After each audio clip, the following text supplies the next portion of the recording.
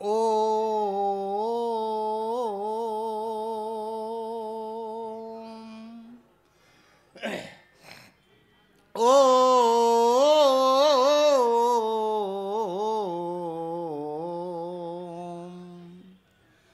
अखण्डमण्डलाकारं व्याप्तं येन चराचरं तत्पदं दर्शितं येन तस्मै श्री गुरुवे नमः। यो वार्यत पापेभ्यः सर्वदा सर्वमानवान् प्रयोजयति धर्मे च नित्यं गुरुं पूज्यं नमामि तं। बंदौ गुरुपदकंज कृपा सिंधु नररूप हरि महामोहतम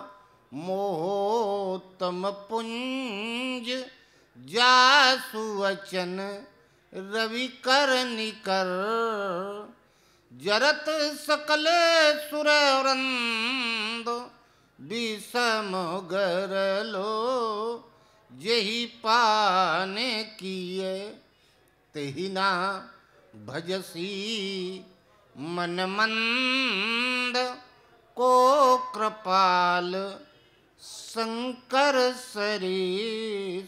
बोलिए श्री गुरुदेव भगवान की। गुरु दरिया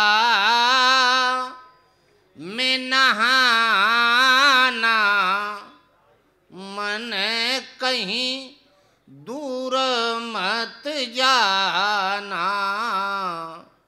गुरु दरिया में नहाना मन कहीं दूर मत जाना।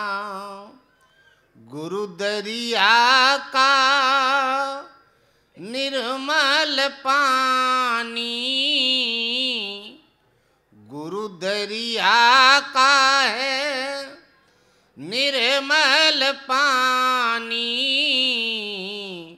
धोवहु दाग पुराना मन कहीं दूर मत जाना।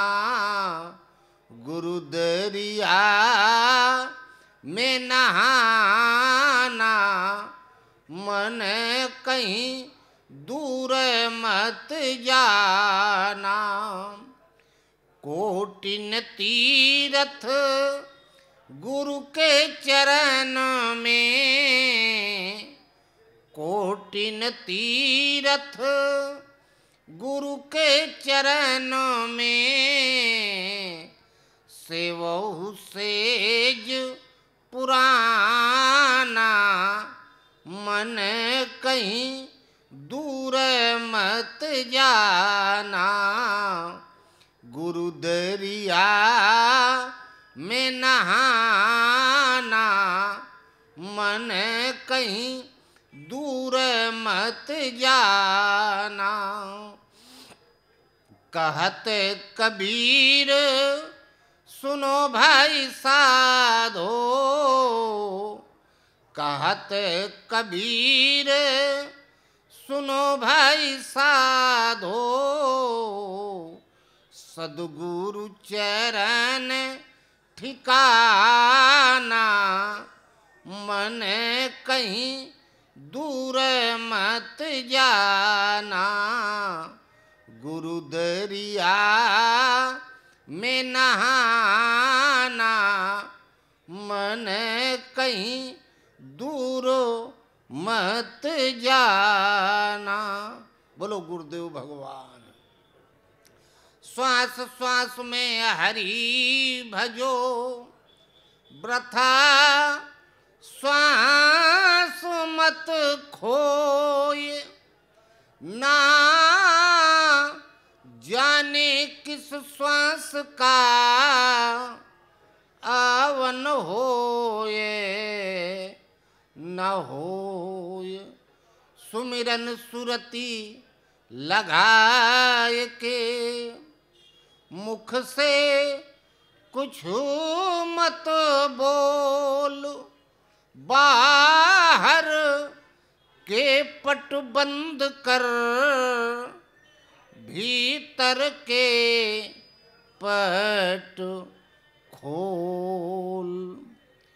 पिबत नाम रस प्याला मन मोर भयो मतवाला हो।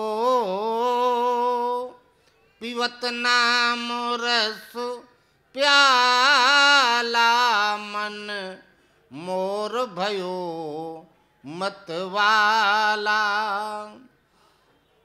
बिन कर चले जपे बिन जीवा ऐसा अज पामाला। हर दम दम दम तार न टूटे। हर दम दम दम तार न टूटे। पिबत बंक करनाला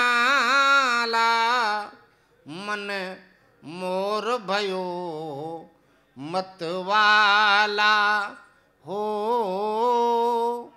पिबत नाम रस प्याला मन मोर भयो मतवाला।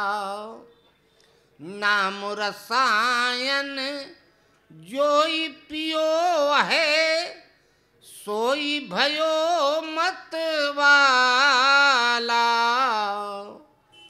पंडित ज्ञानी पिबब न जानी। पंडित ज्ञानी पिबब न जानी।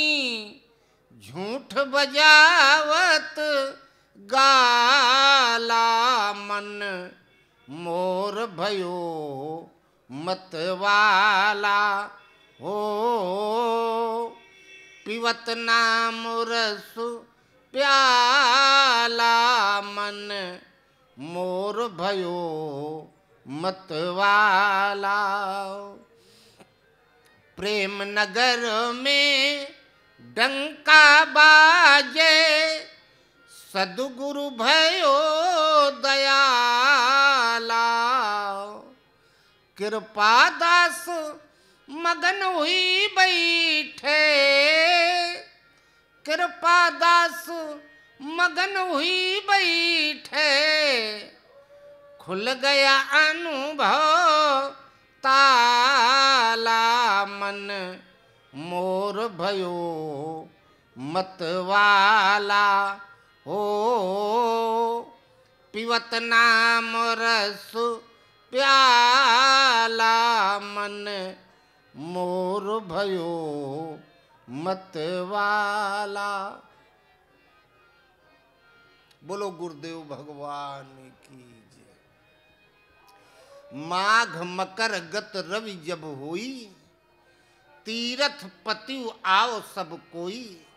देव दनुज किन्नर नर श्रेणी सादर मज्जई सकल त्रिवेणी। प्रति संबत अति हुई आनंदा मकर मध्य गवनई मुनि वृंदा। हर महीने महीना भर पूरे माघ भर ये उत्सव चलता है। जाग बलिक मुनि परम विवेकी भरद्वाज राखे पद टेकी। अब रघुपत पद पंकरो ही धरि पाई प्रसाद। कहूँ जुगुल मुनिवर्ज कर मिलन सुखद संवाद। या महीने भर कल्पवास होता है। 4 स्थानों पे कुंभ लगता है। नासिक उज्जैन हरिद्वार और प्रयागराज। 2 जगह अर्ध कुंभ मनाया जाता है, प्रयागराज और हरिद्वार में, नासिक उज्जैन में नहीं। और 1 महीने का पूस पूर्णिमा से माघ पूर्णिमा तक ये प्रयागराज में कल्पवास माना जाता है। 1 महीने लोग यहाँ रहते हैं। हम महीना भर स्नान करते हैं, पूजा पाठ के नाम पर जो कुछ आता है करते हैं।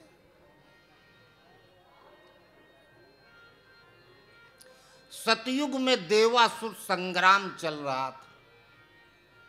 देवता भारी पड़ गए, असुर कमजोर पड़ गए।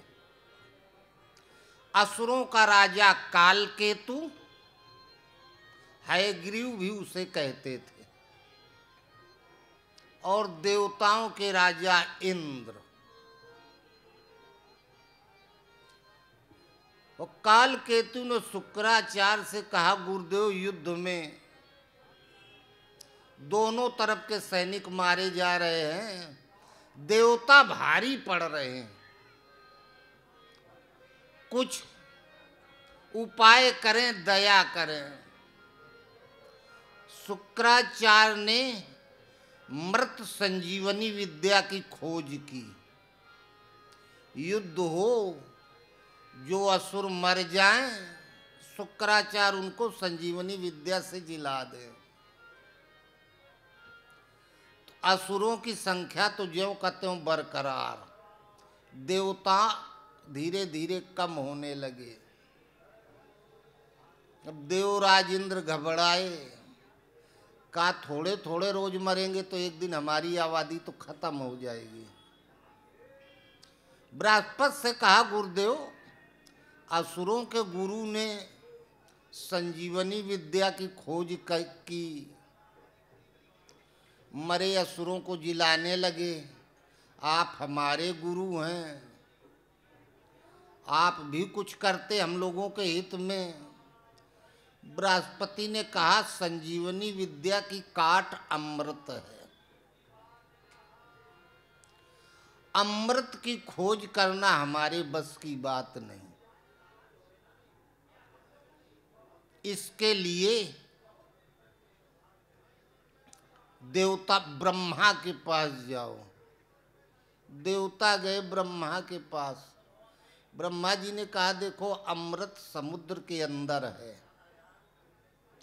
यदि मंथन किया जाएगा तो निकलेगा, लेकिन ये अथाह सागर 7 द्वीप वाली धरती को चारों तरफ से घेरे है। इस अथाह समुद्र का मंथन कैसे होगा? ये असंभव है, भगवान के सिवा और कोई नहीं करवा सकता। ये तो भगवान मदद करे। भगवान समुद्र में पुल बांध सकते हैं तो मंथन कराना कोई बड़ी बात नहीं। फिर देवता लोग भगवान से स्तुति किए, प्रार्थना किए। भगवान प्रकट हुए, कहा ठीक तुम लोग मंथन करो, हम तुम्हारी मदद करेंगे। अब समुद्र का मंथन करने के लिए एक बड़ी मथानी चाहिए। मंदराचल पर्वत को चुना गया। फिर जितनी बड़ी मथानी उतनी ही बड़ी रस्सी चाहिए। भगवान ने शेषनाग जी से कह दिया कि तुम रस्सी बन जाओ।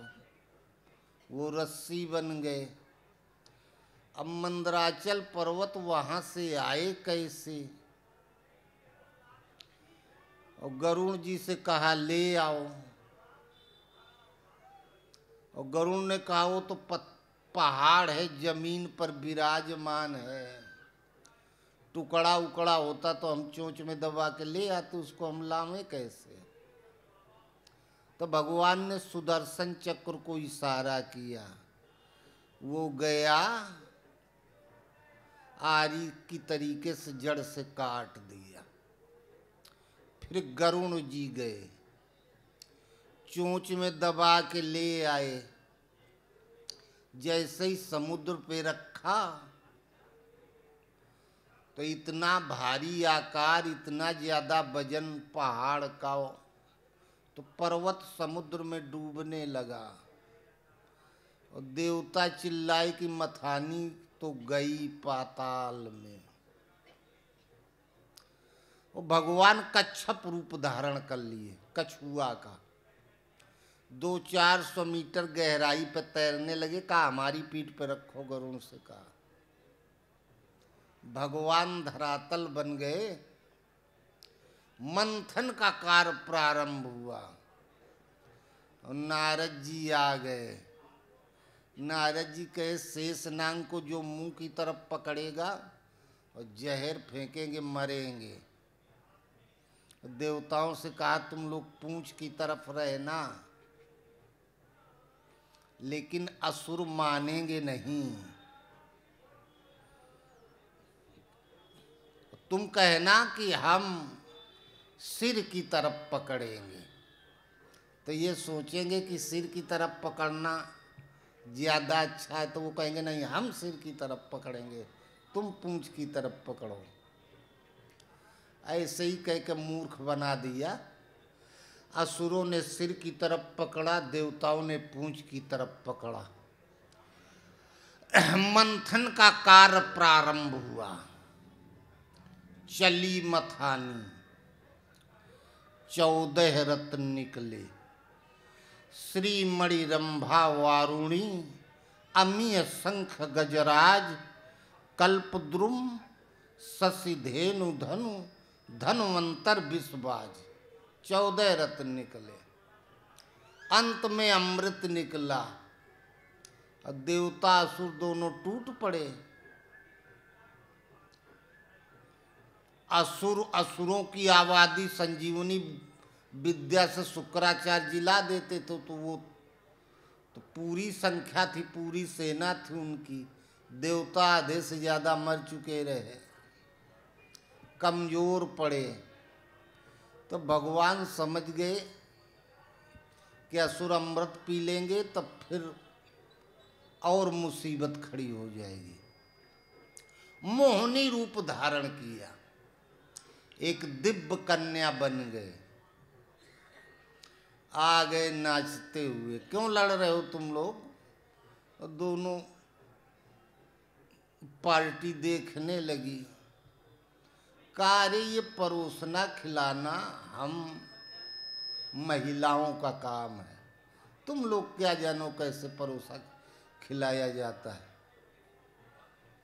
तुम लोग पंगत में बैठ जाओ, हम परोस के खिलाएंगे। कहाँ चला जाए? नासिक पहुंच गए। नासिक में असुर एक पंगत, देवताओं की दूसरी पंगत। तो भगवान समुद्र मंथन में वारुणी भी निकली थी, मदिरा।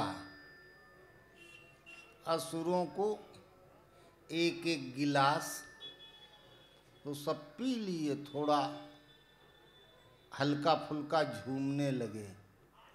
और भगवान सोचे अब हम देवताओं को अमृत परोस दें। थोड़ा बहुत नशा हुआ, असुर तो रोजे पियत रहे कि एक आध गिलास में उनको क्या समझ में आएगा।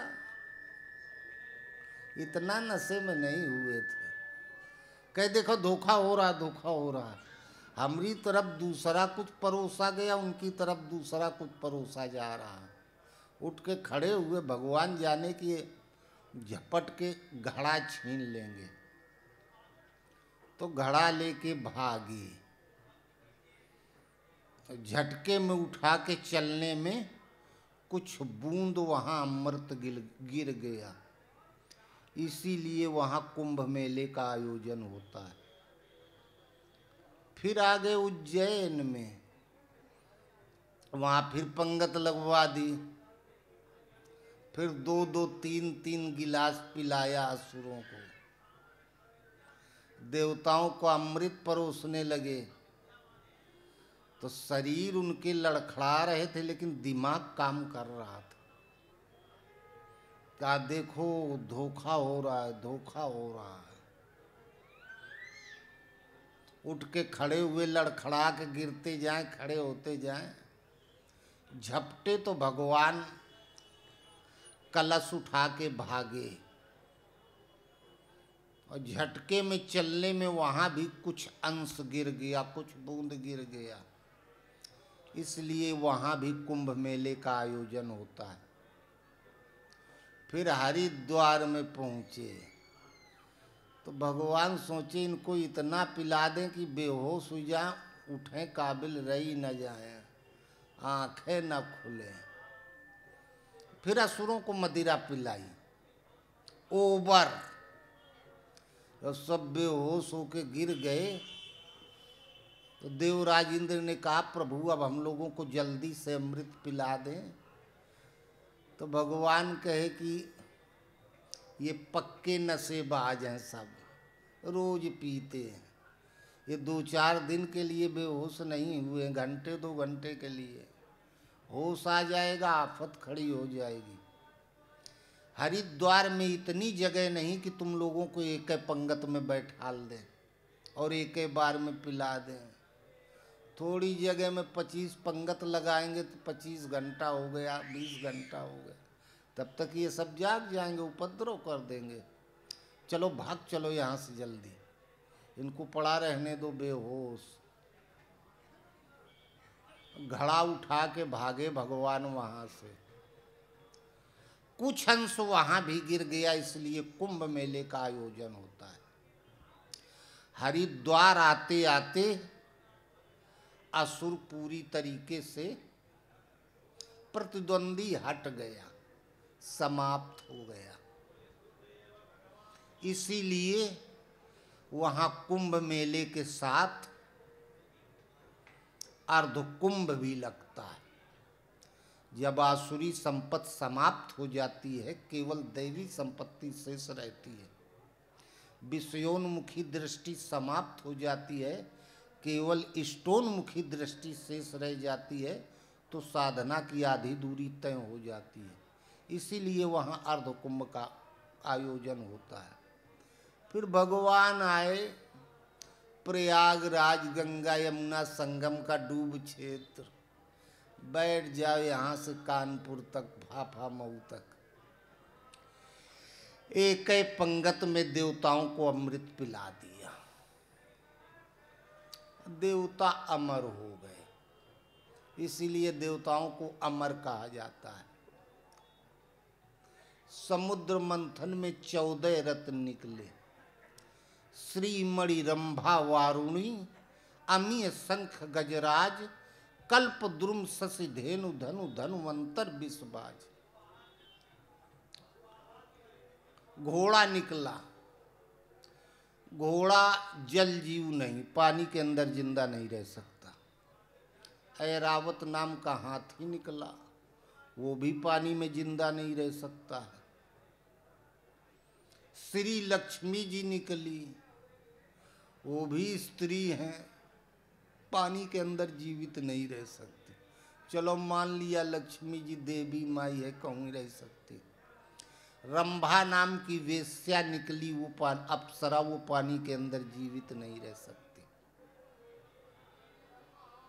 ये जमीन पर रहने वाले जीव हैं, पानी में नहीं रह सकते। सागर मंथन,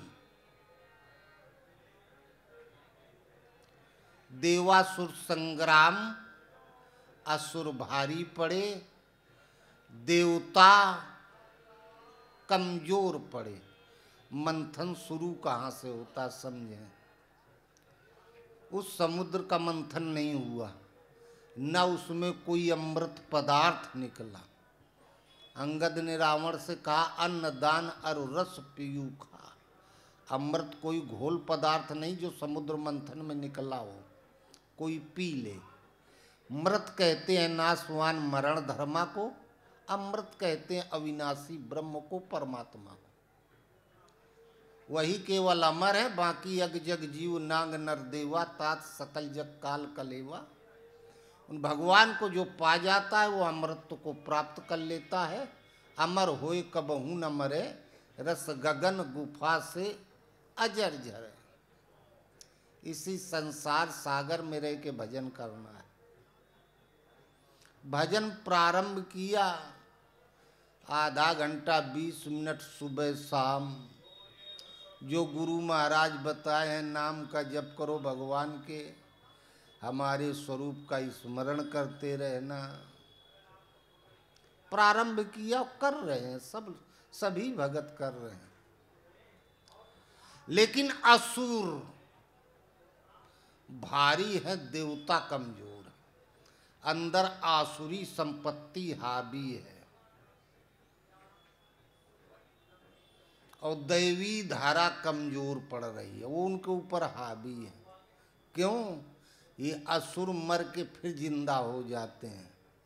कबीर के हम जाना मन मर गया, मरा हो गया भूत, जिंदा हुई फिर आ लड़ा,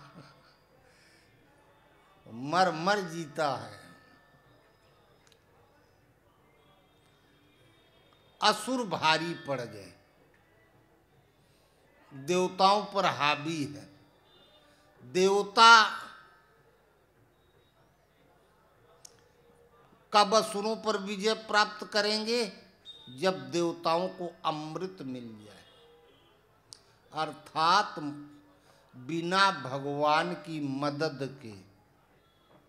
तुम्हारी कृपा तुम्ही रघुनंदन, जानत भगत भगत उर चंदन, सोई जाने जेहि देव जनाई, जानत तुम्ही तुम्ही हुई जाए।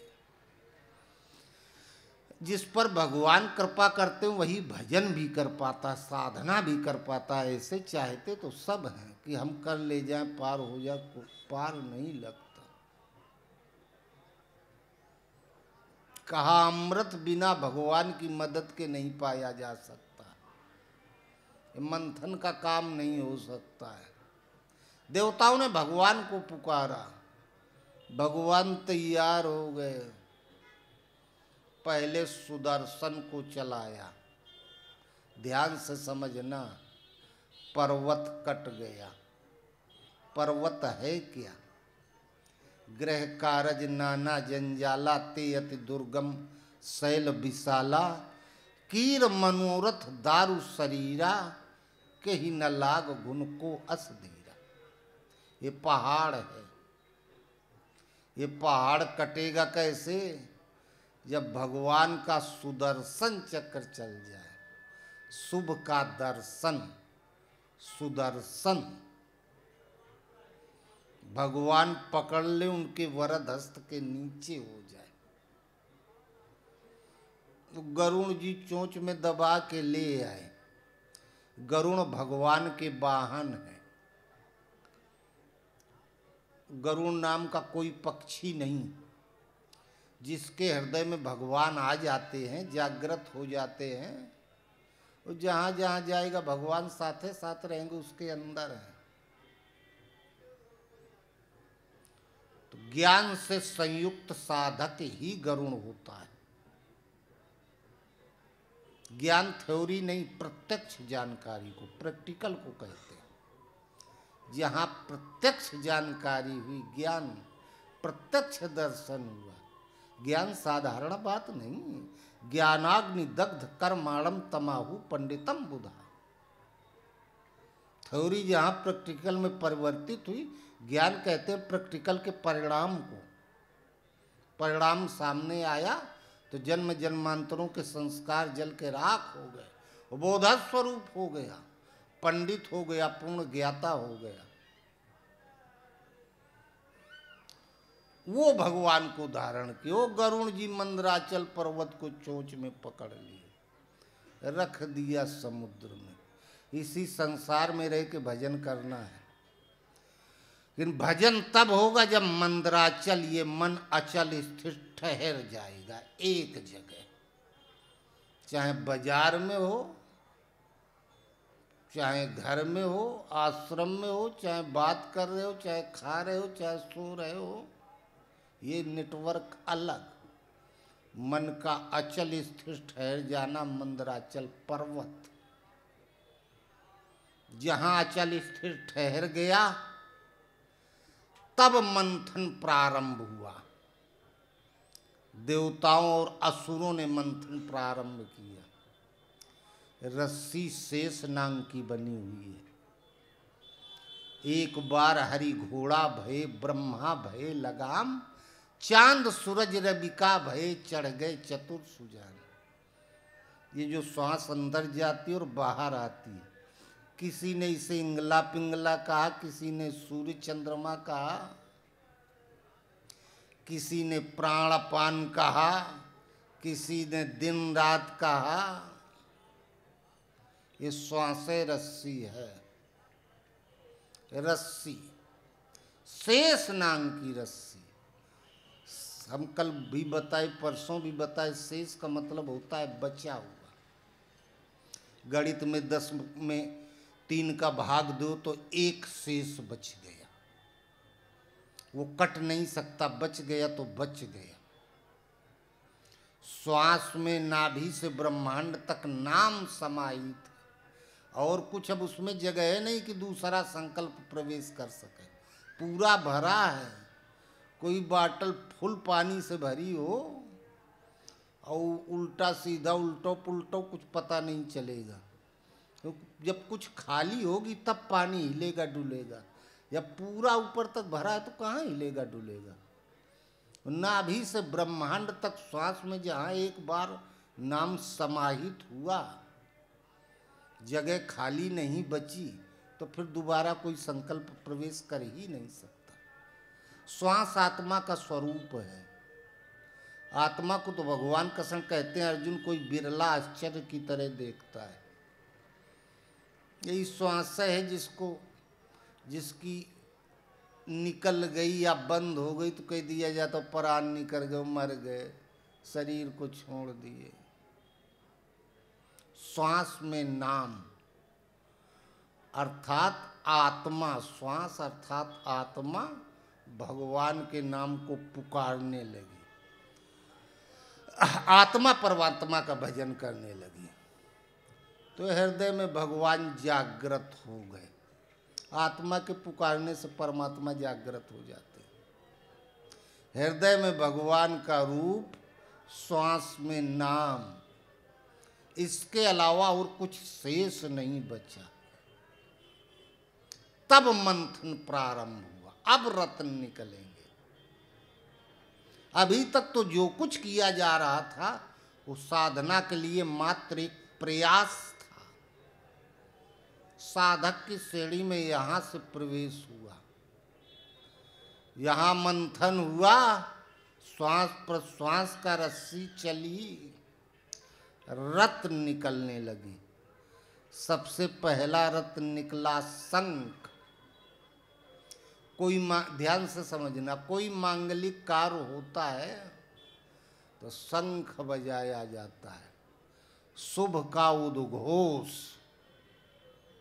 अशुभ समाप्त, अब शुभ घोषित हो गया।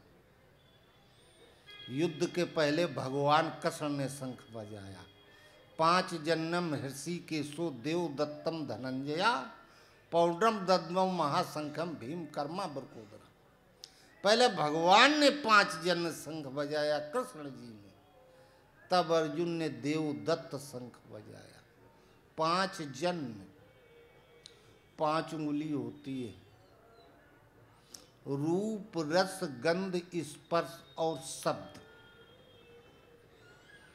इन 5 तन्मात्राओं से निर्मित पूरी सृष्टि में जहां भी मन भाग के जाता है वहां से खींच के उसको हृदय में रोक देना, ये गुरु के क्षेत्र की चीज है।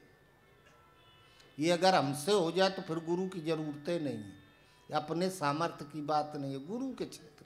5 जन्म ऋषिकेश, जो हृदय के सर्वस्व ज्ञाता है भगवान गुरु महाराज, ये पर्यायवाची शब्द है। 5 जन्म शंख पहले बजाया। पहले जन साधक की इस प्रकृति में बिखरे हुए भागते हुए मन को खींच के हृदय में अचल स्थिर रोक दे। गीता कहती सर्व द्वाराणि संयम मन हृदय निरुद्ध चय, सारे दरवाजों का संयम करो, मन को हृदय में रोको। तो सब तो रोकना चाहते, रुकता कहाँ, भाग जाता है, भारी पड़ता है। इसलिए जब उससे भी कोई ज्यादा सबल पकड़ लेगा तो कहाँ भाग के जाएगा। अरे हम लोग मनुष्य हाथी को पकड़ेंगे तो नहीं पकड़ में आएगा, भाग जाएगा झटक के। मच्छर को दबा लेंगे तो कहाँ जाएगा। तो हम लोगों के लिए मन भले ही हाथी है, भगवान के लिए मच्छरों से कम है। जहाँ 5 जन शंख बजाया भगवान कृष्ण ने, तब देवदत्तम धनंजय, अर्जुन ने देवदत्त बजाया। संसार में भागते हुए मन को खींच के हृदय में रोक देना गुरु के क्षेत्र की चीज। जहां मन हृदय में अचल स्थिर ठहरा तो देवदत्तम धनंजया, धनंजय देवदत्तम, दैवी संपत्ति इकट्ठा होने लगी। इसके पहले चलनी में गाय दूहो तो दूध रुकेगा नहीं, सब नीचे गिर जाएगा। दैवी संपत्ति इकट्ठा नहीं हो पाती थी, जितना कमाया उससे ज्यादा खर्चा लोने में बने रहना। देवदत्तम धनंजय, तब दैवी संपत्ति इकट्ठा होने लगी। जहाँ इकट्ठा होने लगी तो धनंजया धनवान हो गया, काफी पूंजी जुटा लिया। तब उच्चय श्रवा नाम का अश्व निकला। जिनके पास पैसा नहीं वो पैदल जाता है जमीन से, जिनके पास माल पानी वो रिजर्व हेलीकॉप्टर से जाता है। उच्चय श्रवा, जहां दैवी संपत्ति इकट्ठा हुई, इतनी ज्यादा हो गई, धनवान हो गया, पैसा वाला हो गया। उच्चय श्रवा, घोड़ा गति का प्रतीक है। वो भी इंजन बन के आते हैं, सब में हार्स पावर लिखा होता, अश्व शक्ति गति का प्रतीक है। पहले घोड़े थे तो मन को घोड़ा की उपाधि दी गई। जहाँ शुभ का उद्घोष हुआ, दैवी संपत्ति इकट्ठा हुई तो उच्चय श्रवा, मन तीव्र गति से चला, घोड़े की तरीके से तीव्र गति से चला।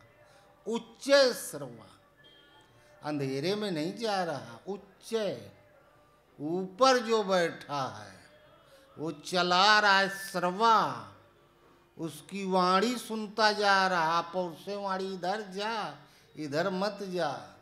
जैसे हरवाहा बैल के लगाम पकड़ लेता है घोड़ा की, बैल की, इधर इधर इधर दौड़ तो रहा है लेकिन स्टीयरिंग किसी दूसरे के हाथ में। उच्चय श्रवा, जो ऊपर बैठा है वो कंट्रोल किए है, दौड़ा रहा है, बता रहा है।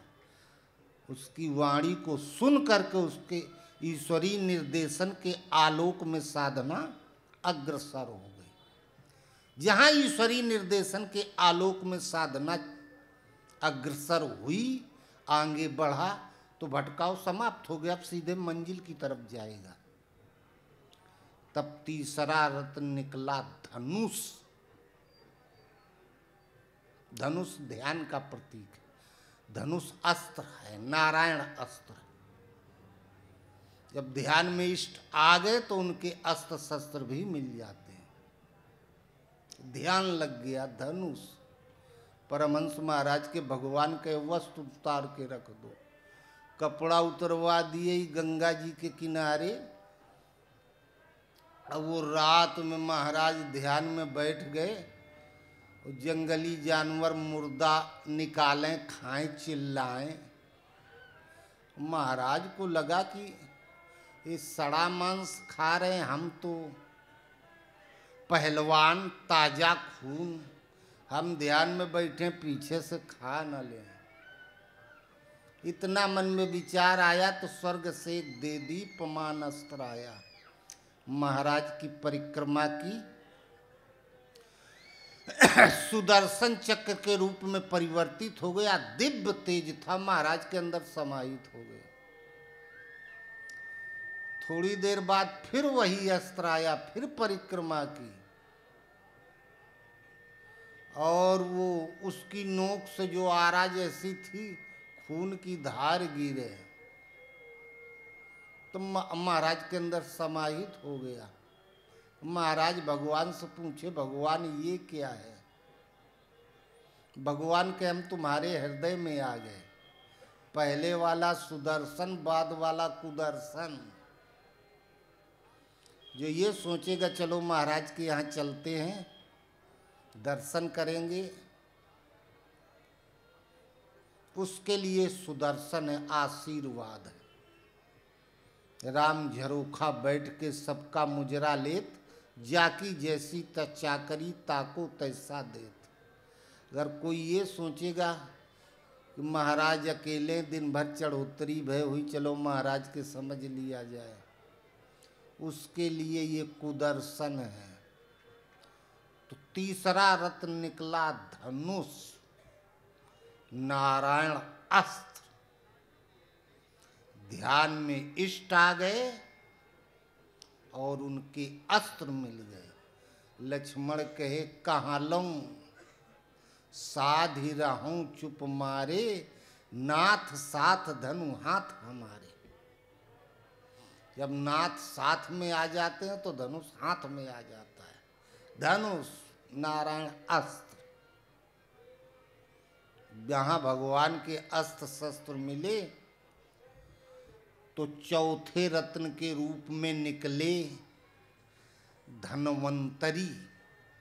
ये वैद्य थे।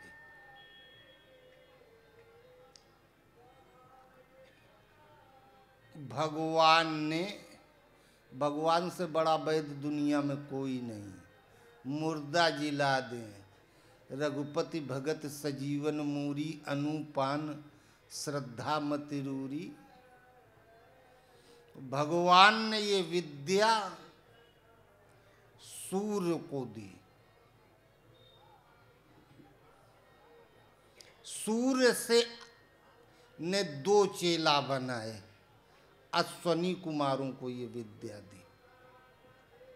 अश्वनी कुमारों ने चेला तो बहुत बने, एक चेला निकला उनका धन्वंतरी। तुलसीदास जी के पैर में एक बार फोड़ा हो गया बहुत बड़ा। उस समय रोड नहीं थे, संसाधन नहीं थे, और बरसात का महीना, भादों का बाढ़, सावन भादों में। तुलसीदास जी किसी तरह से जाए नहा के चला आवे। पहले वैद्य होते थे, 10-10, 20-20 गांव में कोई एक आ, कोई होम्योपैथ रस देते थे। अब वो फोड़ा बढ़ते जाए। तुलसीदास जी कहे कहो भगवान, आज तो हम घसीट के किसी तरह से नहा धो लिए हैं, कल से तो हम चलने काबिल नहीं रह जाएंगे, कहीं जाने आने काबिल नहीं, झरियाल लगा है। आपसे बड़ा वैद्य कोई नहीं। आपने सूर्य को विद्या दी, संजीवनी विद्या। सूर्य ने अश्वनी कुमारों को दी। वो देवताओं के वैद्य थे, देवताओं की दवाई करते थे। मैं बड़े डॉक्टर रहे, गरीबन वाले नहीं रहे। अश्वनी कुमारों ने धन्वंतरी को दी। अरे हम आपके भक्त हैं, आपका भजन कर रहे हैं, शरीर नहीं रहेगा तो भजन काहे से करेंगे। इस शरीर से हमें अपना कोई काम नहीं करना, ये हमने आपको समर्पित कर दिया। जब तक जिएंगा आपका भजन करेंगे। अगर भजन करवावे को हो तो ठीक कर दो, नहीं हम तो मरने के लिए तैयार हैं। तो घसीटते हुए जा रहे थे, एक पौधे से आवाज आई, हमारी 5-7 पत्तियां तोड़ लो, मैं धन्वंतरी बोल रहा हूं। देखे तो पेड़ में धन्वंतरी दिखाई दिए, 5-7 पत्ती तोड़ी। आगे बढ़े, दूसरे पौधे से फिर आवाज आई, मैं धन्वंतरी बोल रहा हूं, 5-7 पत्तियां तोड़ लो। तोड़ ली। और आगे बढ़े तो तीसरे पौधे से फिर आवाज आई, मैं धन्वंतरी बोल रहा हूँ, 5-7 पत्तियां तोड़ लो। और तीनों एक में पीट के, ठोंक के, पीस के थोप लो, रात भर में ठीक। लगा लिए तो ठीक हो गए। पुरानी रिसर्च थी। महाभारत वगैरह के युद्ध देखो, भाला तलवार, हाथ कट जाए पैर कट जाए, अब वो लोग यही पत्ती अत्ती पीस के थोप दे, सुबह ज्यों कत्ते युद्ध करने काबिल हो जाए। इतना आगे हमारे पूर्वजों का साइंस था, हर क्षेत्र में रिसर्च थी। तो धन्वंतरी निकले, धनुष ध्यान लग गया, इष्ट आ गए ध्यान में, नारायण अस्त्र मिल गया, तो धन्वंतरी वैद जीवन दान देने की क्षमता आ गई, आशीर्वाद देने की क्षमता आ गई। हम किसी दूसरे को आशीर्वाद दे सकते हैं। परमहंस महाराज के गोंडा में भगवान रोक लिए और एक फॉरेस्टर साहब लकड़ी लाया करे, महाराज को तपाया करे। 1 साल महाराज को बीत गया वहाँ, और बरसात में गए थे, फिर लौट के बरसात आई और हैजा फैल गया, कालरा। सूचना मिली मिश्रव जी मर गए, आप लोग पढ़े होंगे। परमहंस महाराज बस सुनते ही मने मन में भगवान से कहे, कहो भगवान साधु की सेवा करने वाले की यह दशा हुई तो कोई काहे का साधु की सेवा करी। भगवान के मरण दे, उम्र पूरी हुई गए। महाराज के तुझे के ज्यादा दिन जिए कर रहा, उसे सेवा करवाते। अब दूसर कोई चेला बनेगा तो 2-4 साल में, 1-2 साल में तो समझ पाता है, फिर आएगा समय चला जाएगा, हम जिंदगी भरी चेले बदलत रहा हो। तो भगवान कहे क्या चाहते हो, कि हमारे मिश्रा के जिया देते, जीवन दान मिल गया। ये धन्वंतरी, धनुष के बाद धन्वंतरी, चौथा रत्न निकला। फिर 5वां रत्न कल्प वृक्ष। कल्प वृक्ष, कल्प कहते उत्थानोन्मुख परिवर्तन को, इच्छित फल देने वाला। देवलोक में कल्प वृक्ष था, इच्छित फल देता था। और वशिष्ठ के यहाँ कामधेनु थी, वो भी इच्छित फल देती थी। तो पहले कल्प वृक्ष निकला, 5वां रत्न, इच्छित फल देने वाला। इच्छित फल बिन शिव औराधे, लाही न कोटि जोग जप साधे। बिना भोलेनाथ के कोई इच्छित फल दे नहीं सकता। स्वामी जी बताया करते हैं कि हमारे गुरु महाराज के जब कुछ कहें को हो तो मने मन भगवान से कहें, जैसे तुलसीदास जी कहे। कभी किसी इंसान से कुछ ना कहें कि हमें ये जरूरत है। अब भगवान से कह दें तो भगवान खुद है कि उसकी खोपड़ी पर सवार होके सारी व्यवस्था बगैर कहे वो व्यवस्था हो जाए। कल्प वृक्ष अर्थात भगवान से संबंध जुड़ गया। हम जो सोच लें, जो इच्छा कर लें, जो इच्छा करी हो मन माही, प्रभु प्रसाद कछु दुर्लभ नाई। संकल्प सिद्धि हो जाती है, इच्छित फल मिलने लगता है। तो हम कब तक इच्छा करते रहेंगे? अरे भजन करने के लिए निकले हैं, अब हम भगवान से कहें आटा खत्म हो गया के उसे भिजवाओ, दाल खत्म हो गया के उसे भिजवाओ, आखिर कब तक इच्छा करते रहेंगे? तब बाद में निकली कामधेनु, ये वशिष्ठ के पास थी। इष्ट जब बस में हो गए तो फिर कामधेनु, इच्छित फलों की स्वतः पूर्ति होने लगे। जैसे आपके यहाँ जो है, सुबह उठे किसका क्या काम है अपना अपना करने लगे। कामधेनु का मतलब है अब भगवान से मांगना नहीं, भगवान स्वयं पूरी व्यवस्था देखते हैं।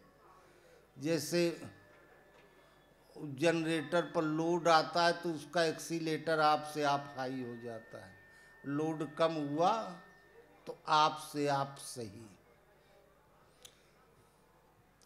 रिद्ध सिद्ध तह टहल करत है, धर दासी का वेश, विवेकी संत बसें देहि देश। कबीर ने कहा ब्रह्मा विष्णु जहाँ भय टाल हुआ, शंभु करें कुतवाली। स्वचालित व्यवस्था, कामधेनु का मतलब है स्वचालित व्यवस्था। अब हमें भगवान से कहने की भी आवश्यकता नहीं है। जैसे छोटा बच्चा है, बड़ा वाला है तो सयान है, और पिता से कह देगा पैसा दे दो, सर्दी आ गई है कपड़ा खरीदेंगे। लेकिन जो अबोध है उसे पता ही नहीं है कि सर्दी आ रही, हमें गर्म कपड़ा की जरूरत है, उसकी चिंता माता पिता करते हैं।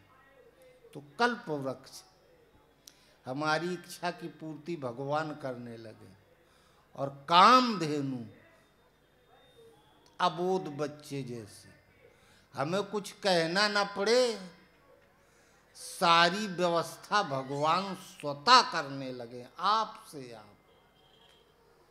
हम एकदम टेंशन मुक्त, हमसे कोई मतलब न रहे।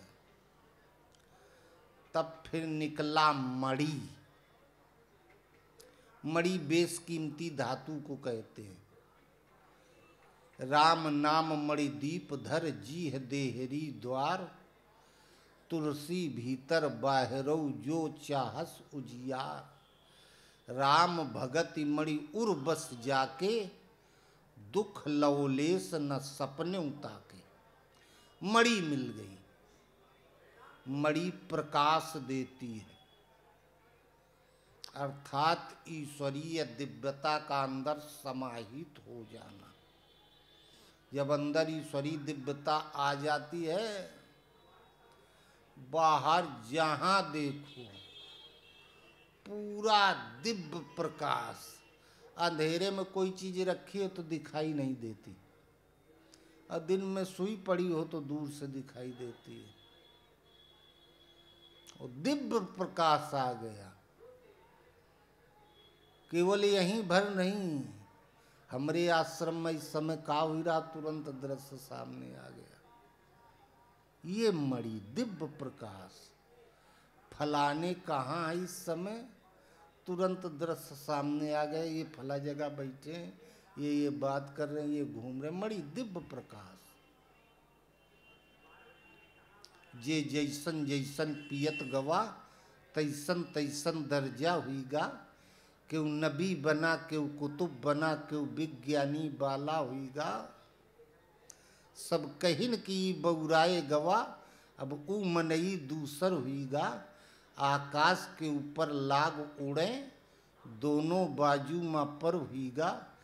तीनहु लोक 14 भुवन, बैकुंठ दरे बैठा देखिस।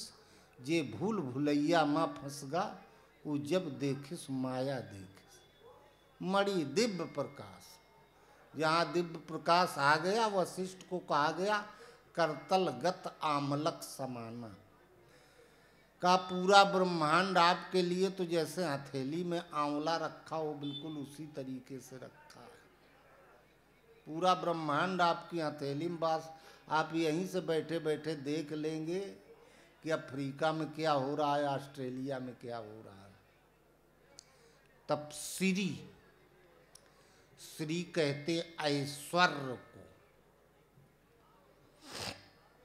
सरिता सकल सिंधु मा जाही, यद्यपि ताहि कामना नाही।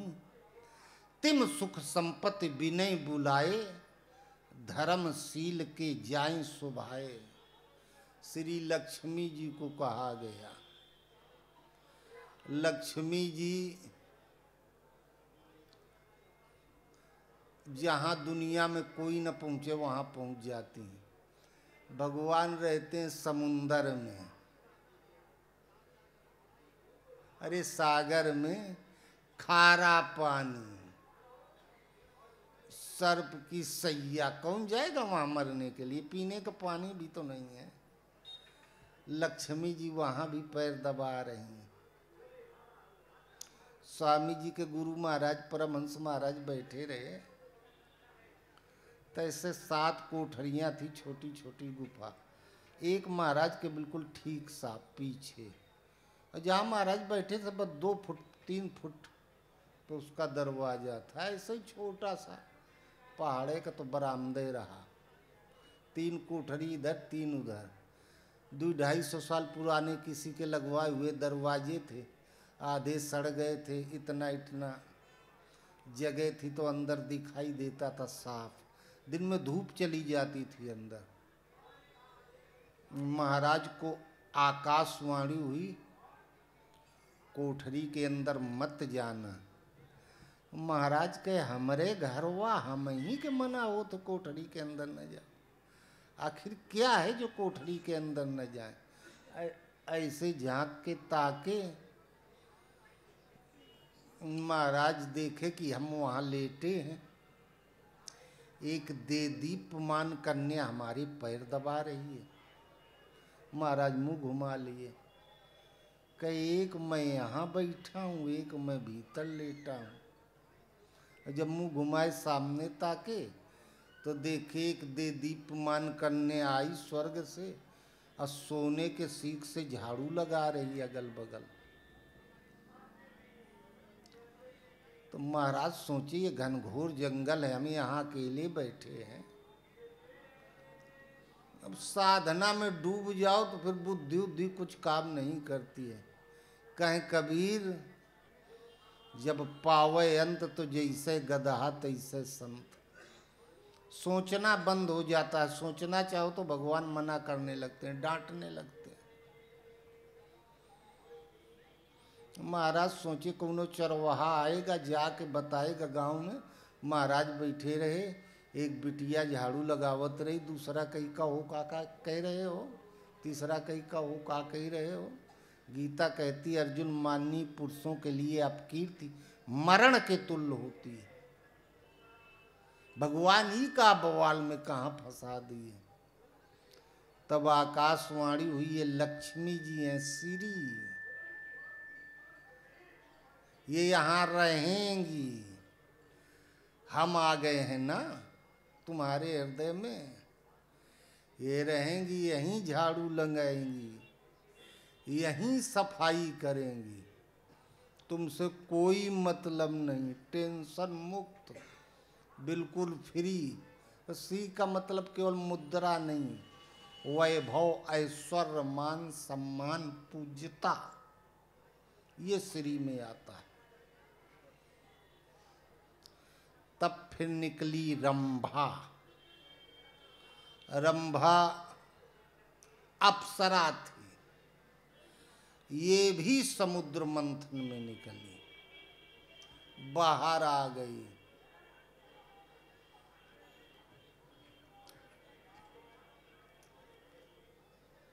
ओम ओम ओम। श्री मणि श्री और रंभा। रंभा एक वो कहते हैं, इधर कहा जाता है लोहे का राड होता है, पथरा में डाल के उलट दो, ये रंभा। माया आगम के 3 नीरमा लाखों बैगे धारण में, अजोगी जपी तपी सन्यासी भागे न बचे पहाड़न में। बड़े बड़े ऋषि मुनियों को धराशायी कर देती है। नारायण ऋषि तपस्या कर रहे थे, देवराज इंद्र ने मेनका को भेजा। नारायण ऋषि ने एक पीपल का पत्ता उठाया, कर दिया तो एक बूंद खून गिरा जंघा के उरु भाग से, तो उर्वशी बन के तैयार हो गई। कहा देवराज इंद्र, इसको भी देवराज इंद्र के पास लिए जाओ, मेनका से ज्यादा सुंदर थी। कहा देवराज इंद्र को बता देना, तुम्हारी इस माया का हमारे ऊपर अब कोई प्रभाव नहीं पड़ेगा। हमें फालतू मत डिस्टर्ब करो, हमें तुम्हारा सिंहासन नहीं चाहिए। परमहंस महाराज के भगवान वस्त्र उतरवाए थे, कहा था कंचन और कामनी पर विजय प्राप्त हो गई। रंभा निकली अर्थात माया आधीन हो गई। माया इसका कुछ बिगाड़ नहीं सकती, माया की पकड़ से परे हो गया। तब निकली वारुणी। वारुणी कहते हैं मदिरा को, शराब को। ये एक नशा, सभी नशे संसार के उतर जाएं प्रभात, भजन खुमारी नानका चढ़ी रहे दिन रात। दुनिया में कोई ऐसा नशा नहीं, नशा कर लो 2 घंटे 4 घंटे 6 घंटे में नशा डाउन हो जाता है, उतर जाता है। लेकिन भजन का एक ऐसा नशा, साधना का एक ऐसा नशा है, ये नशा अगर चढ़ जाए तो ये रोज का रोज चढ़ते जाता है, उतरता नहीं, आगे बढ़ता जाता है। मैं पी के जे बउराए गवा, ये मत पूछो का देखिस, पक्षिन माँ गाछन माँ मानुष माँ, हर माँ हरि का जलवा देख। मैं मदिरा, भगवान के नाम की मदिरा पी के जो बौरा गया, पागल हो गया, ओवर पी ली। क्या दिखाई देता है? पक्षियों में, वनस्पतियों में, मनुष्यों में हर माँ हरि का जलवा देख। सर्वत्र इष्ट ही दिखाई देते हैं। हनुमान जी लंका में गए, जब जा रहे थे उड़ के चले, कल हम बताए थे। अब ध्यान से समझना, बार बार रघुवीर समारी, तरक्यु पवन तने बलधारी। हनुमान जी उड़ रहे थे, ध्यान अपने हाथ पैरों पर नहीं था कि हाथ पैर चलना बंद हो जाएगा तो गिर जाएंगे। बार बार रघुवीर समारी, हृदय में जो भगवान थे उनके कहीं हृदय से इधर उधर ना हो जाए, हृदय में देख रहे थे भगवान को। भगवान का बल अंदर आ गया। जय गिर चरण दे हनुमंता, चला सोगा पाताल तुरंता। जब लंका में हनुमान जी पहुंचे तो मंदिर मंदिर प्रति कर शोधा, देखे जाता अगणित जोधा। गयौ दसानन मंदिर माही, अच विचित्र कई जात सुनाही। शयन किए देखा कपिते ही, मंदिर मऊ न दीख वह दे। हनुमान जी पूरी लंका में घूमे, एक एक रूम चेक किया। सब निशाचर निशाचरी सो रहे थे पी खा के। कोई वस्त्र पहने सो रहा होगा, कोई आधे वस्त्र पहने, कोई निर्वस्त्र। लेकिन हनुमान जी के हृदय में राम है, जहां राम ता काम नहीं। हनुमान जी के चित्त पर कोई प्रभाव नहीं पड़ा। ये है रंभा। जैसे मूर्ति पत्थर की कितनों बढ़िया बनी हो, लगेगा बोल देगी, लेकिन ये सब जानते हैं कि ये मूर्ति है, इसमें प्राण नहीं। तो खैर पत्थर की बनाई गई है। बाकी सृष्टि में जितना जीव जगत है, 84 लाख योनियां, ये सब भगवान की बनाई हुई मूर्तियां ही तो हैं, और क्या है। साधक की 4 अवस्थाएं होती है, जिसे ब्राह्मण, क्षत्रिय, वैश्य और शूद्र कहा गया। अनसुईया के पास जब सीता जी गई तो अनसुईया ने कहा, जग पतिव्रता 4 विधि आहीं। संसार में 4 प्रकार की पतिव्रता है। पति का मतलब आप लोग नहीं है। जान पवन सुत पति अनुकूला, हृदय हरस बीती सब सूला। 4 प्रकार के साधक, ब्राह्मण, क्षत्रिय, वैश्य, शूद्र। उत्तम के अस बस मन माही, सपनेऊ आन पुरुष जग नाही। जो ब्राह्मण श्रेणी का साधक होता है, परा का साधक होता है, सपनेऊ आन पुरुष जग नहीं, उसे स्वप्न में भी गुरु महाराज के सिवा, भगवान के सिवा दूसरा कोई नहीं दिखाई देता। सबके बीच में रहता लेकिन दिखाई उसे कोई नहीं देता। चित्त पर दूसरा कोई चढ़ता नहीं। रंभा मध्यम पर पति देखें कैसे, भ्राता पिता पुत्र इव जैसे। जो क्षत्रिय श्रेणी के साधक, उनके सामने से जो कोई गुजरता है, उन सब के प्रति इतने पवित्र भाव होता है, हृदय में भगवान है, जितना अपने माता पिता भाई बहन के प्रति होता है। अपने माँ के प्रति, भाई के प्रति, बहन के प्रति कोई गलत सोच नहीं सकता है, करना तो दूर। ये क्षत्रिय श्रेणी के साधक का लक्षण होता है। बिन अवसर भय बस रह जोई, जाने अधम नार जग। समय विचार समझ कुल राही, शून्य कष्ट ती सुति अस काही। 10-15 साल बाबा बने बीत गा है, कुछ ऊंच नीच कदम पड़ जाएगा तो बड़ी बदनामी होगी। समय विचार समुझ कुल राही, गुरु महाराज सब जानत है, माफ नहीं करेंगे। 99 तक माफ है, इसके बाद पैर तोड़ देंगे, चलने काबिल नहीं रह जाओगे, कुछ न कुछ कर देंगे। वो तो जान रहे हैं कि एक्सीडेंट से कितनी दूर है अभी ये, नज़दीक पहुँचे हो के पहले व्यवस्था कर देंगे। ये वैश्य श्रेणी का लक्षण है, साधक का लक्षण है। बिन अवसर भय बस रोहि जोई, जाने अधम नार जग सोई। वो शूद्र श्रेणी का साधक है और सेवा सुमिरन में इतना डूब के लगा है, अपने को फालतू सोचने का अवसर ही नहीं दे रहा। तो रंभा निकली, आई चली गई, भेज दिया गया स्वर्ग देवताओं के पास, जाओ वहां। उत्तम के यश बस मन माही, सपने आन पुरुष जग नाई। रंभा का प्रभाव क्यों नहीं पड़ा?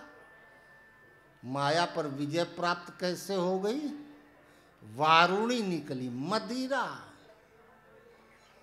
पागल घूम रहा है, बड़बड़ करता, होश में है ही नहीं, कपड़े अपड़े फाड़ के घूम रहा, उसको दुनिया के वैभव से क्या मतलब? बारूड़ी मदिरा, नशे में झूम रहा है, रात दिन भजन के नशे में। भजन एक नशा है। ब्रह्मा झूले, विष्णु झूले, शिव सनकादिक भाई कहें करीब कबीर, सुनो भाई साधु परम गति बिरले ने पाई। नशे में झूम रहा है, झूल रहा है।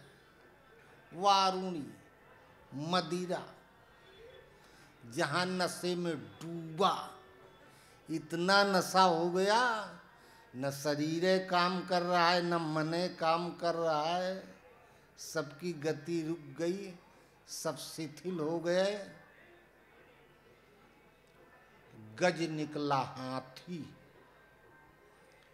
गीता में भगवान कृष्ण कहते हैं, हाथियों में मैं ऐरावत हूं।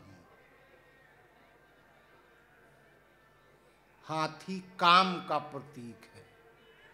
संसार में सब प्रकार की कामनाएं की जाती हैं। सर्वोपरि कामना है परमात्मा की प्राप्ति की कामना। स्वार्थ साँच जीव कर एहा, मन क्रम बचन राम पद नेहा। वो ऐरावत नाम का हाथी था। हाथी निकला, मन ते सकल वासना भागी, केवल राम चरण लौ लागी। उर अभिलाष निरंतर होई, देखी नयन परम प्रभु सोई। भले एक ही इच्छा हो रही है, एक ही कामना हो रही है, वो बेहोश है और उसे कुछ होश नहीं। जब मुंह सूख रहा हो खाली पानी पानी मांगे, ज्यादा पी ले बेहोश होके गिरा पड़ा है, मुंह सूख रहा तो पानी भर याद है और कुछ नहीं। ऐसे ही भजन के नशा में डूबा है, बेहोश है, केवल एक ही याद है, और अभिलाष निरंतर हुई देखी नयन परम प्रभु सोई। मैं भगवान को कब पाऊं, कब मुझे भगवान मिले, तब निकला विष जहर। जहर मार देता है, ये विषय ही विष है। प्रहलाद को दिया गया, प्रहलाद का कुछ नहीं बिगड़ा, विषय खा गए। मीरा को दिया गया, मीरा विषय पी गई, कुछ नहीं हुआ। अरे अंदर जाएगा, श्वास में भगवान का नाम है, हृदय में भगवान विराजमान है, तो विषो अमृत हो गया, कुछ उनका नहीं बिगड़ा। ये विषय रूपी विष है, विषया विष के गर्त में विष ही विष चिल्लाए। प्रेम नगर की गली सांकरी, दोनों कहाँ समाये, इस विषय रूपी विष का कोई प्रभाव नहीं पड़ता। जहाँ सांसारिक विषयों से विरक्त हुआ, विषय का कोई उसके ऊपर प्रभाव नहीं पड़ा, तब निकला चंद्रमा। ऋषि मुनियों ने चंद्रमा की उपाधि मन से दी है। ये बढ़ेगा तो रोज का रोज बढ़ते चला जाएगा, और घटेगा तो घटते चला जाएगा। ऐसे ही ये मन है। नेगेटिव थिंकिंग आ गई, नकारात्मक सोच कितना नीचे तक चला जाए, सोचता कोई सीमा नहीं। सकारात्मक सोच आ गई, पॉजिटिव थिंकिंग कितना ऊंचाई तक सोचता चला जाए, कोई सीमा नहीं। चंद्रमा को भोलेनाथ ने अपने सिर पर धारण कर लिया। चंद्रमा मन का प्रतीक, वो शंकर जी के सिर की शोभा है, भोलेनाथ धारण कर लिए। और समुद्र मंथन में चंद्रमा निकला,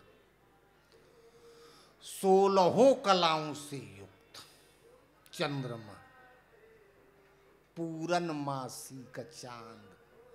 पूरनमासी का मतलब होता है जब विषयों पर विष निकला, शंकर जी ने गले में धारण कर लिया, वो नहीं मरे।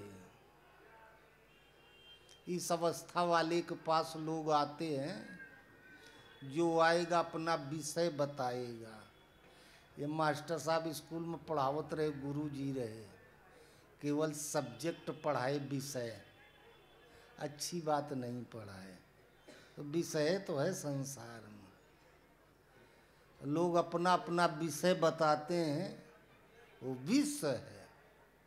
शंकर जी गले में धारण कर लिए, नीचे नहीं गया, वापस नहीं किया ताकि आपको कोई कष्ट ना हो, अपने अंदर नहीं लिया, हमें भी कष्ट ना हो, गले में धारण कर लिया।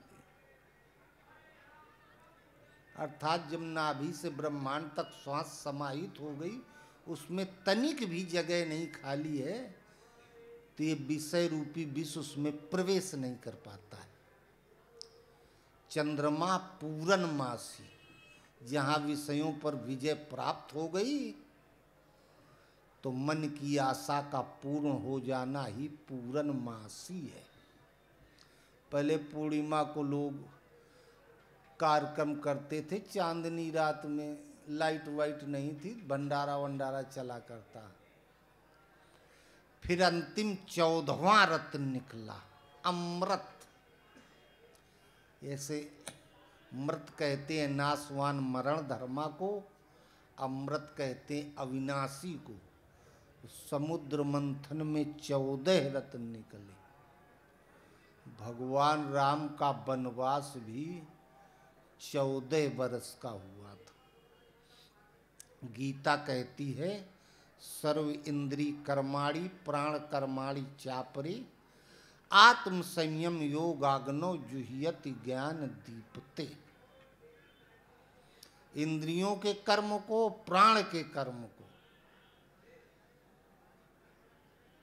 आत्म संयम योगाग्नो जुह्यति ज्ञान दीपते।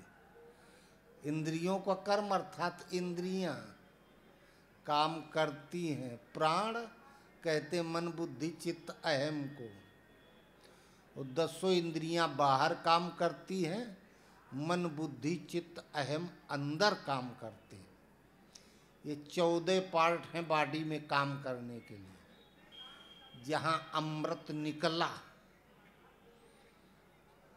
समुद्र में था तो समुद्र के बाहर निकला, धड़ धरती कर एक लेखा, जस बाहर तस भीतर देखा।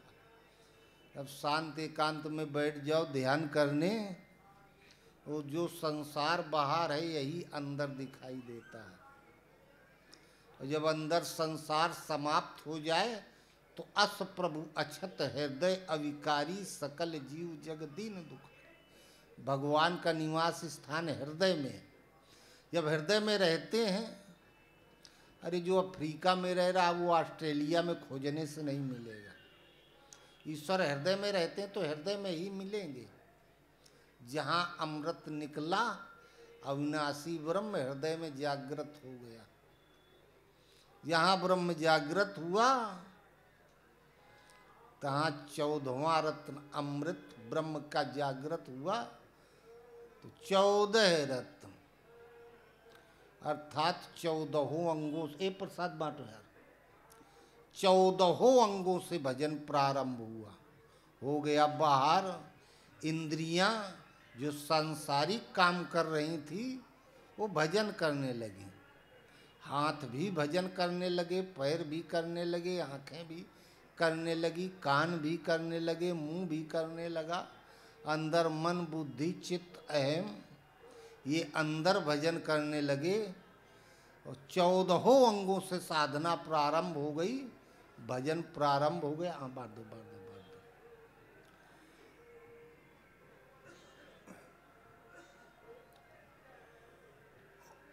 ये यहाँ कल्पवास वाला मेला चल रहा है।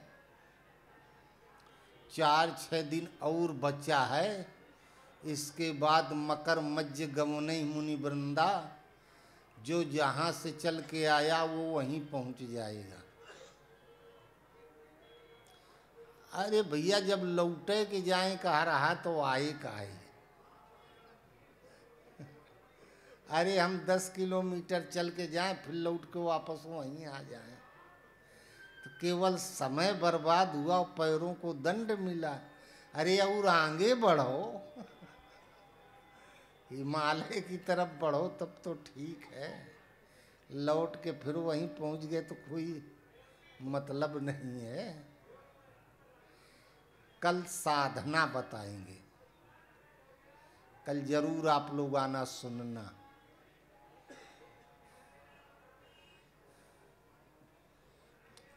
आज हम सोचे कि ये यहाँ वाला बता दें।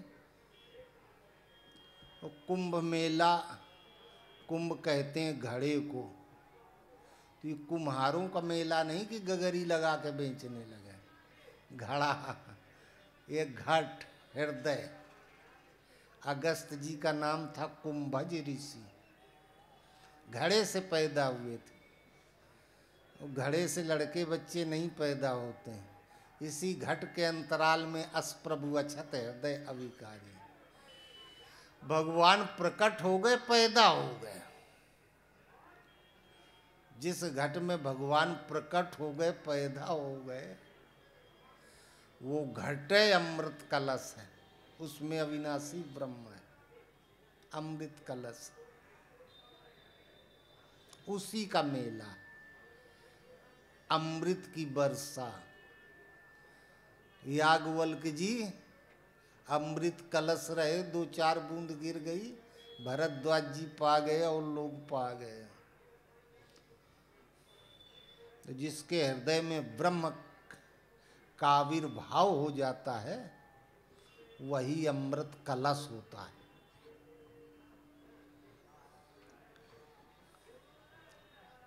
और अमृत पीने के लिए तो सभी जाते हैं, देवता असुर दोनों चाहते, मिलता केवल देवताओं को, जिनके हृदय में दैवी संपत्ति है। पूर्ण पुंज बिन मिलई न संता, सत संगत संसत कर अंता। वो उस अमर पुरुष गुरु को पहचान पाते हैं, वही पाते हैं, वही पाने का प्रयास करते हैं। उनके जो अनुयायी हैं वो समुदाय ही वो मेला है। जो गुरु को गुरुत्व पाने के लिए लालायित होते हैं, उस पथ के पथिक होते हैं, वही वास्तव में कल्पवासी होते हैं। कल्प वृक्ष गुरु होते हैं, वो उनकी छत्र छाया में रहते हैं। कल्प कहते उत्थानोन्मुख परिवर्तन को। गुरु का गुरुत्व पाने के लिए उस पथ पर अग्रसर होते हैं, वही कल्पवासी होते हैं। बोलो गुरुदेव भगवान की जय। बाकी फिर अब कल बताएंगे आगे। प्रणाम कर लेना, आशीर्वाद मांग लेना, भजन जरूर करते रहना कुछ बहुत सुबह शाम।